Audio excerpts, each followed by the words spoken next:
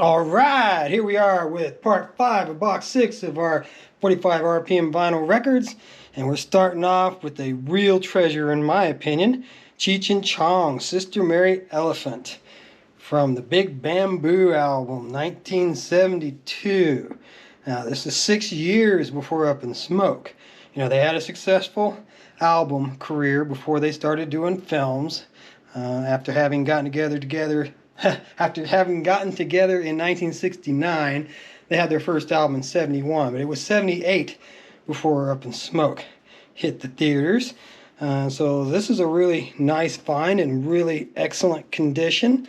And the B-side on that being Wink Dickerson. And if you remember Big Bamboo, that was the album that came with the enormous rolling paper. It's comical. And it's really hard to find that album with that rolling paper. I'm not sure if my copy has it still or not, tell you the truth. I'd have to go pull it out and look. But I do have that album. Now moving on, this is an oddity. We got Flip Wilson. Just says side 1 at 557 and side 2 at 553. So if you remember who Flip Wilson was, he was another great comedian from the 70s. I don't know whatever happened to him. He just kind of faded away in my world. But I liked Flip. Flip was great. I remember seeing him. He even had a TV show for at least one season. But yeah, this is an odd 45 to have. Be interesting to throw that one on and give it a spin. Now this one is a repeat from the picture sleeves. The first batch of picture sleeves I did have this Weird Al Eat It on it with him pretending to be Michael Jackson on the front cover. And it's the exact same disc. It still has the same B-side with That Boy Could Dance. I went ahead and left the insert in there because it's red, matches the bricks. I thought that was kind of cool. And the only reason why I went ahead and rehashed that one, because we had already covered it, was because we've got another Weird Al here. Another one, Rides the Bus. Yeah, and it's clearly marked as the A side, so that is. And it's K-Tel or TK Records. It looks like K-Tel. I wonder if they're associated because it sure just looks like that K-Tel Records logo, but instead it's TK. And the B-side on that one's Got a Boogie. So yeah, all of this episode's going to be comedy and then theme songs. So, and this 45 sleeve is nice because it does match up for once. And it's Ray Stevens doing the Mississippi Squirrel Revival. I've had a couple of Ray Stevens that we've covered in some of the other episodes. I do like Ray. He's a funny guy. And here's a title for you, Ned Nostril. And his South Seas Paradise, put your blues on ice. Cheap, I'll twice the price, band icky icky ucky ucky. So there you go. Just the title of the song made me laugh. And then this is a celebrity series, so this is a reissue one, and you'll see the B-side something we have covered before, but it's Harry the Hairy Ape. And you know, I'm glad to have that song added to the collection in a very clean, very nice looking copy. But the B-side of that is Ahab the Arab, which we have covered in a previous episode. And, you know, not sure how well that would be accepted on the radio these days. And he was kind of country, you know, but he was country comedy, so, and he wasn't twangy, so I dug him. And so in that vein, we got Jerry Reed here doing Eastbound and Down, Loaded Up and Truckin', the theme from Smokey and the Bandit. So I like Jerry Reed. I enjoyed some of the movie work that he did. He did a number of great songs that were really funny. I remember his Stop Smoking song. That was a really good one too. I'd love to get that on 45. It wasn't called Stop Smoking Song, but I can't remember what the title of it was exactly. But that's what he's singing about. The whole thing is, I need another cigarette, and he's ready to eat one because he's trying to quit. But anyways, the B-side of that one, I'm just a redneck in a rock and roll bar. That could be dangerous, depending upon the bar and the place. All right, so another country and western themed one here is Waylon, Waylon Jennings, but it's just got Waylon here on the 45. Theme from the Dukes of Hazzard, just some good old boys. Never Meaning No Harm. And the B-side of that being Come With Me. I did like Dukes of Hazzards. You know, it wasn't a must-see show for me, but I did watch it. I did enjoy it. It was good the first few seasons. I'd long quit watching it by the time we got the fake Bo and Luke, but which I know they weren't fake Bo and Luke. They had different names, but people called them fake Bo and Luke. And here's an odd one. This is a reissue, of course, because it's back-to-back hits, if you want to call them that. Tiny Tim doing Tiptoe Through the Tulips with Me. And Tiny Tim, he was an interesting character, no doubt about it. If I remember right, I think he died on stage or shortly after performing. Something like that. He either performed and went backstage and passed away, or passed away on stage, but he had a sad end. And the B-side of that being Great Balls of Fire. Now, if that's a remake of the Jerry Lee Lewis song, that would be very comical to hear Tiny Tim doing Great Balls of Fire. So, next up, still kind of comedy themed, in my opinion, Dr. Hook and the Medicine Show doing cover of the Rolling Stone.